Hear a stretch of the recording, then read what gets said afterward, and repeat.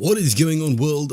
Welcome back once again. My name is ZacNovak and this is ZacNovak Plays Games. In today's video, we've got This Week at Bungie, talking about factions and a bunch of other stuff. Roll intros, let's get right into it, and I do hope you enjoy.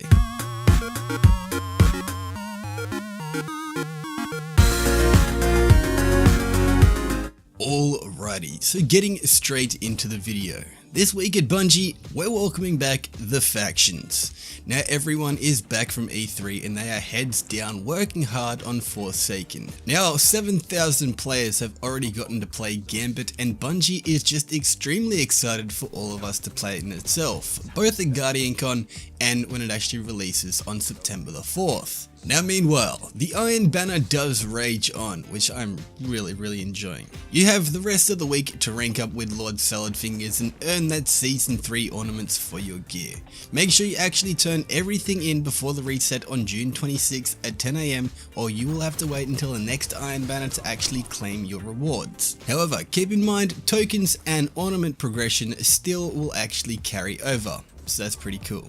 And speaking of pretty cool, what is cooler than, well, Dead Orbit? They do state, what is Dead Orbit may never die. As one event winds down, the next one ramps up. Faction release is starting up again and Dead Orbit dominated the first event of Season 3. We will see if they can actually defend their position at the top or if New Monarchy or Future War Cult could step up and take their spot. Faction release will actually be available on Tuesday, June the 26th at 10 AM PDT time through the following weekly reset. Now, in the previous This Week at Bungie actually told us that the Winners Circle was offering weapons that would be added to the event reward pool after the first event. That was incorrect for Season 3, which will operate differently than the past seasons in themselves.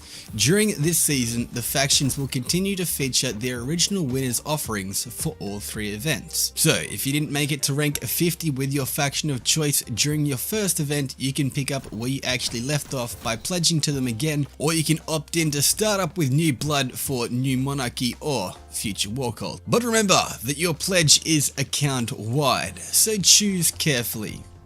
Choose Dead Orbit again, maybe. Actually, don't. Actually, let's just go with Future War Cult because, well, Sunshot.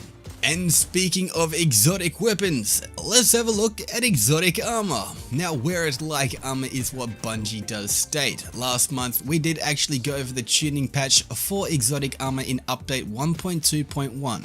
However, we've been working on more changes to more gear and actually wanted to give you guys a peek at what armor pieces Bungie actually has plans for next. Here is Sandbox designer Victor Anderson with the details. He says as follows. He states as follows. We're bringing another set of changes to exotic armor with update 1.2.3.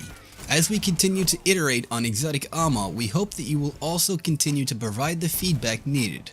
You've heard the goals from what was last needed in This Week at Bungie. Now we actually introduce the changes for you. So let's get right into them. Like the update 1.2.1 changes, anything written below is in addition to any existing benefits that the exotic already provides, unless it actually is explicitly mentioned otherwise. Now, for the Hunter and Huntresses, you are getting Lucky Raspberry Stompies, Young Amkara Spines, all getting updated. Now with the Lucky Raspberry, you are getting increased chance to fully regenerate your arc bolt grenades on arc bolt grenade hits. Also guarantees a recharge on getting a full chain that hits 4 targets. Now, while just about everybody could also appreciate the theoretically infinite grenades Lucky Raspberry could generate is purely random in nature, so keep in mind many people will shy away from it. While this change is a good change in itself, it will actually affect the outcome, what you input, and where you actually plan to throw certain things accordingly. So keep in mind, it is getting a big change, but maybe it's not the greatest change that you kind of want. For some people, definitely this is going to be pretty cool, I myself included, because I just love arc bolt grenades. Pretty much any grenades is just fun, but yeah, that's cool. Next up, we have the Stomp EE5. For the Stompies, they get increased benefits when using Strafe Jump and Triple Jump. the usage rate of Stompies in the Crucible was fairly good, but since it mostly affected high jump, people were somewhat pigeonholed in what they wanted to change up with their air game. So now that other people can double jump variants were tweaked to have more of an output where it affects regular play. It's pretty cool. I do have to say, I'm actually really kind of liking this because Stompies aren't really used for anything other than trying to get out of the map for me anyway. But yeah, having this kind of change up might actually be pretty cool for the Crucible. And finally, the young Ahamkara's Spine. Now they removed the marking functionality, which, yeah, kind of sucks, but it improves the trip mine grenade's blast radius and throw speed, and it also makes your trip mine grenades harder to destroy, which isn't really the greatest because I hate trip mines in Crucible. People kill me with them all the time. But going ahead, they do have solar ability hits now generate some trip mine grenade energy, not all, but some. And the marking functionality, while useful in some circumstances such as the Crucible, did not have much of an effect in PvE, so Bungie went ahead and removed it to head into a better direction. Now our trip mine grenades are more punchier and can get more access to them faster, so that's cool. Next up, we have the Titan, the ACD/0 feedback fence, Doom Fang pauldrons, and Dune marches are all getting upgraded respectively. With the feedback fence, it now grants Fury Conductor stacks on melee hits instead of kills, which is amazing. The Fury Conductors in themselves also now grants a stacking melee damage resistance, which is even cooler. And finally, stating why they were changed, well, these changes were mostly aimed at making Fury Conductors better in PvE encounters.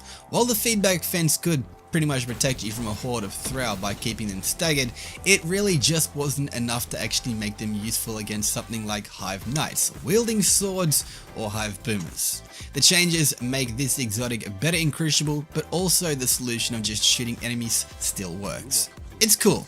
Next up, we have the Doomfang pauldrons. They are getting void melee kills now grant more super energy. The shield throw hits now extend the duration of your super, and Titans have a lot of exotics that help them keep punching things. To differentiate this one from the rest of the herd, they've increased the impact this exotic has on your super and how you actually use it.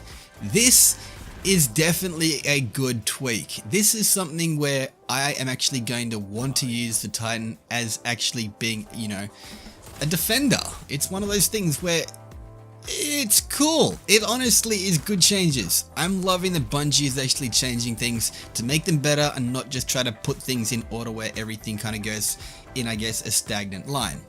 And finally though, we also have the Dune marches. Now they are reducing the time to activate linear actuators while you are sprinting to 1.5 seconds from 5 seconds, which is just like, holy shit, that is a big change. They also increase the damage of chain lightning effect. It gets 70+% in PvP and 440% in PvE. Bungie, what? This is pretty freaking cool. They do state, while the lightning effect of Dune marches was novel, the time needed to start it up and its fairly low impact led to many players simply seeing these as sprinting pants. So Bungie has gone ahead and made the lightning seriously much more deadly and frequent. I'm using these like just the second I can. Holy shit. But speaking of holy shit, finally we have the Warlock, which gets Crown of Tempests, Karnstein's Amulets, which is the best exotic in the game in my actual opinion, and Starfire Protocol are all getting changes, and these changes are freaking amazing for Warlocks. Crown of Tempest. Now with the Crown of Tempest, they collapse the total number of stacks of Conduction Tines to 3 with the same actual total effect, and each stack of Conduction Tines lowers the upkeep cost of Storm Trance. Yeah, seriously, that's cool.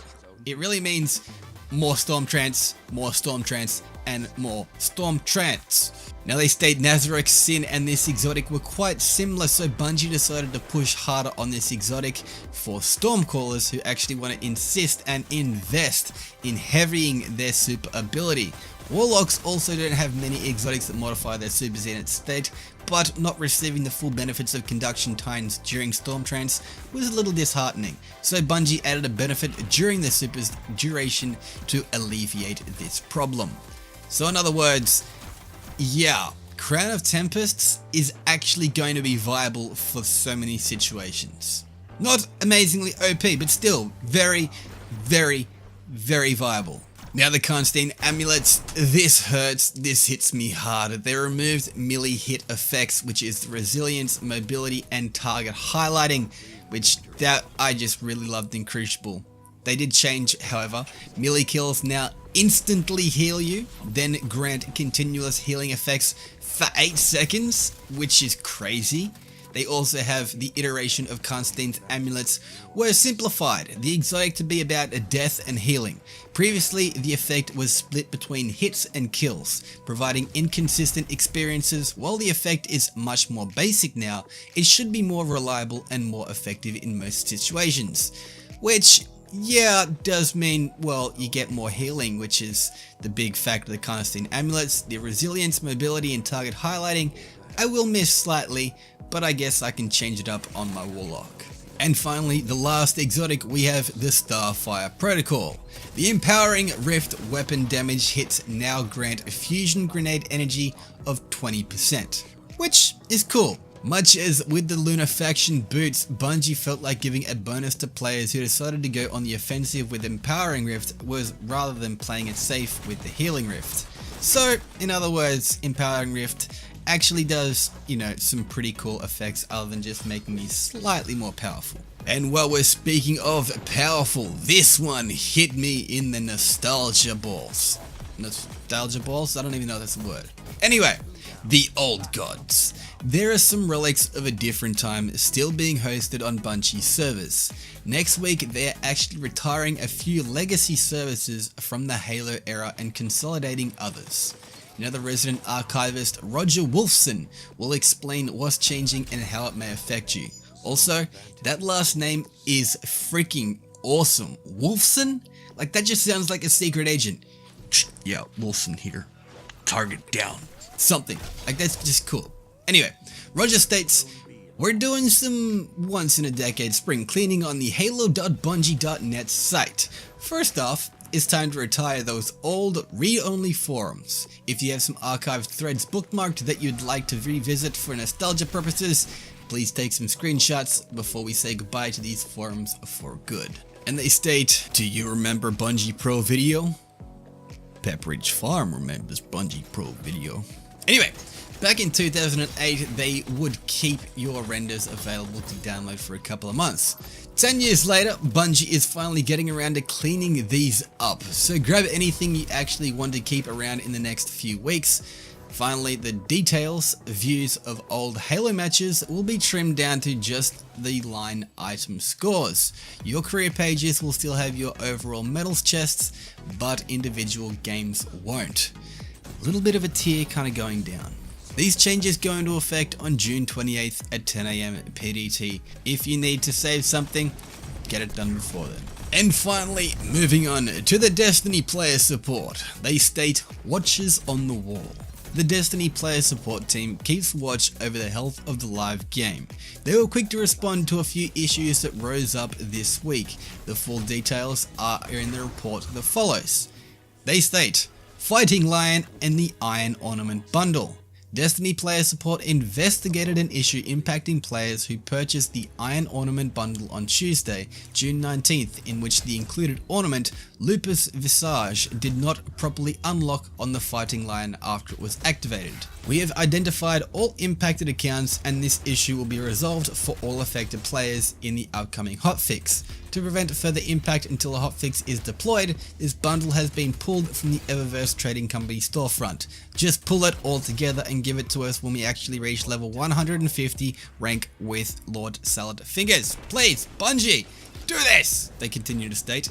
In the meantime, players who have successfully equipped this ornament will not be impacted as long as they do not unequip the ornament or dismantle the specific fighting line that the ornament has been applied to. For players who actually have encountered this issue before the hotfix is released, here's what you should expect when this hotfix is actually available. The Lupus Visage ornament will already be unlocked, and you can find it by directly inspecting a fighting line from your vault, collection or character inventory. For affected players who do not yet own Fighting Lion, the Lupus Visage ornament will not appear in your modifications inventory, postmaster or vault. It will appear when previewing a Fighting Lion once it has been obtained in game. As with all exotic ornaments, once owned it can be applied and removed on the Fighting Lion freely without cost to materials or currency. For full information and details on when this hotfix will be available, players should follow at Bungie Help on Twitter, monitor the support feed on help.bungie.net, and to check out Bungie's pinned threads in the hashtag help forums. The Battle.net maintenance for European players on June 20th between 2 CEST and 7 CEST, our partners at Blizzard Europe conducted scheduled global authentication maintenance. During this maintenance, European players were unable to log into Destiny on Battle.net. For notices regarding the scheduled maintenance before they occur, players should follow at Bungie Help on Twitter or monitor the support feed on help.bungie.net. And that is pretty much it this week at Bungie. This is pretty cool. The actual stuff that is coming fairly soon is really freaking hype. I honestly am really enjoying Destiny at the moment, especially with this Iron Banner, and I'm really hyped for the stuff coming in the future. Probably more hyped for Iron Banner at the moment than I am for the faction rallies, but when they do kind of come around, definitely going to be excited for that. Looking forward to that in the future. The exotics just is crazy. Anyway, hopefully you guys have enjoyed this video. If you have, click that like button down below, do all that good stuff, leave a comment, let me know, do you guys actually like the changes that are coming to Destiny 2 in the future? Do you want to see some other changes? Let me know in the comment section down below. If you are a new viewer, thank you for your viewing time. If you want to subscribe, hit that subscribe button, hit the bell right next to it so you can actually get notified whenever I upload. And until next time, do all that good stuff and I'll be sharing like Karen if he was at Sharon. But until next time, this is ZacNovak signing off. Peace out. Next up, we have the Tunter.